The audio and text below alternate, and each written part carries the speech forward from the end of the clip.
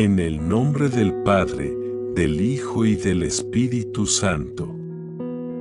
Amén. Deuteronomio 17.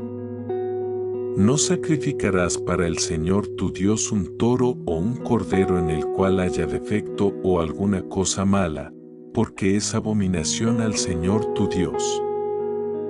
Cuando se halle en medio de ti, en alguna de las ciudades que el Señor tu Dios te da, un hombre o una mujer que hace lo malo ante los ojos del Señor tu Dios, traspasando su pacto, si se ha ido a servir a otros dioses, inclinándose a ellos, o al sol, a la luna o a todo el ejército de los cielos, lo cual yo no he mandado, cuando te avisen.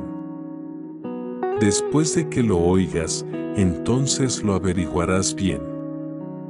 Y he aquí que si resulta ser verdad y cosa confirmada que se ha hecho tal abominación en Israel, entonces sacarás a las puertas de la ciudad a aquel hombre o a aquella mujer que ha hecho esta cosa mala y los apedrearás. Así morirán. Por el testimonio de 2 o 3 testigos morirá el que deba morir. No morirá por el testimonio de un solo testigo. La mano de los testigos será la primera contra él para matarlo, y después la mano de todo el pueblo. Así quitarás el mal de en medio de ti. Recurso a la Corte Suprema Levítica. Cuando te sea difícil decidir en un juicio en tus tribunales, ya sea en asuntos de homicidio o de derechos o de ofensas físicas o en otros casos legales, entonces te levantarás y subirás al lugar que el Señor tu Dios haya escogido. Irás a los sacerdotes levitas y al juez que haya en aquellos días y consultarás.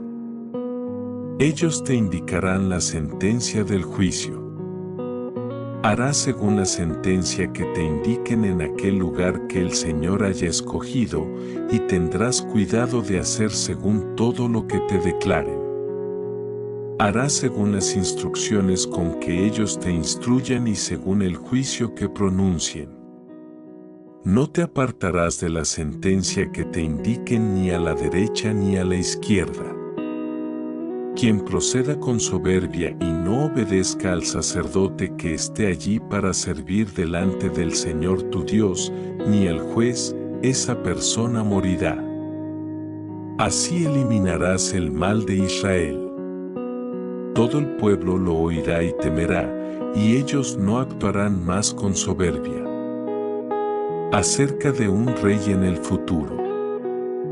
Cuando hayas entrado en la tierra que el Señor tu Dios te da y hayas tomado posesión de ella y la habites, y cuando digas, constituiré rey sobre mí, como todas las naciones que están en mis alrededores, solamente constituirás sobre ti como rey a quien el Señor tu Dios haya escogido.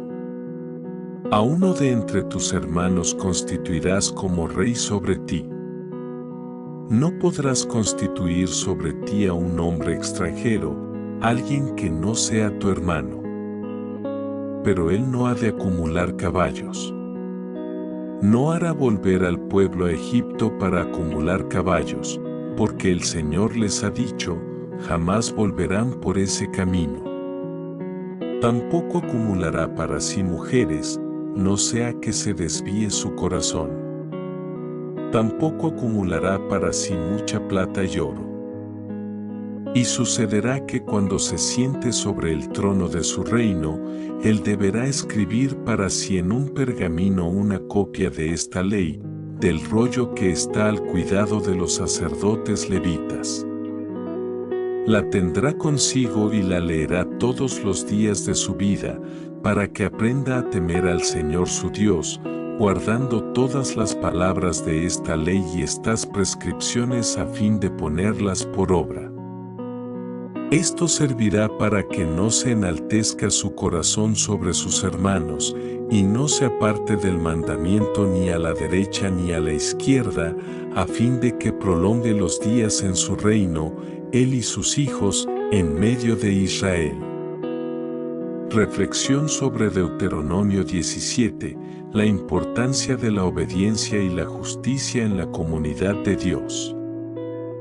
Queridos hermanos y hermanas en Cristo, hoy nos encontramos reunidos en la presencia del Señor para reflexionar sobre un pasaje profundo y revelador de la palabra de Dios, Deuteronomio 17.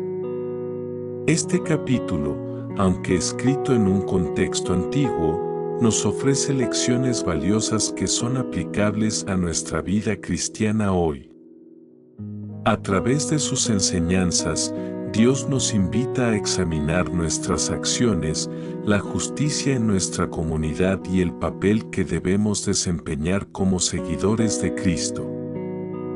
El primer punto que debemos considerar es la advertencia de no ofrecer sacrificios defectuosos al Señor. En el versículo 1, se nos recuerda que no sacrificarás para el Señor tu Dios un toro o un cordero en el cual haya defecto. Este mandato no es simplemente una cuestión de rituales, sino que refleja la necesidad de ofrecer lo mejor de nosotros a Dios. En nuestras vidas, esto se traduce en la importancia de dar lo mejor de nuestro tiempo, nuestras habilidades y nuestro amor. Cada vez que actuamos con indiferencia o descuido, estamos ofreciendo a Dios un sacrificio que no cumple con sus estándares. ¿Estamos realmente ofreciendo lo mejor de nosotros en nuestra adoración, en nuestro servicio y en nuestras relaciones con los demás? Además, el pasaje nos habla de la gravedad del pecado en la comunidad. La ley establece que si alguien comete una abominación, debe ser confrontado y, si es necesario, eliminado de la comunidad. Esto puede parecer severo en nuestros días, donde la misericordia y el perdón son pilares del cristianismo. Sin embargo, es crucial comprender que Dios busca la pureza en su pueblo. No podemos permitir que el pecado se infiltre en nuestras vidas o en nuestra comunidad.